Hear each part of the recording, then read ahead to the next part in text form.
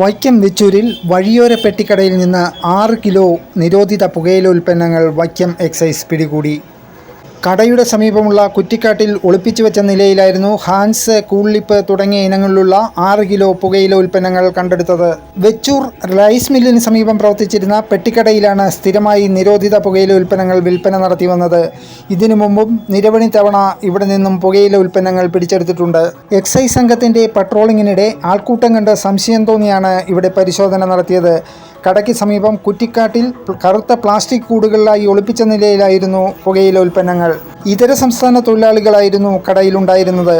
നിരവധി തവണ ഇവിടെ നിന്നും ഇവ പിടികൂടിയിട്ടും കടയുടെ പ്രവർത്തനം തടയാനോ ഇവ എത്തിക്കുന്നവരെ കണ്ടെത്താനോ നടപടിയുണ്ടായിട്ടില്ല. പിടിച്ചെടുത്ത പുകയില ഉൽപ്പന്നങ്ങൾ നശിപ്പിച്ച് ഫൈൻ ഈടാക്കാൻ മാത്രമേ നിയമപരമായി എക്സൈസ് വകുപ്പിനും കഴിയൂ.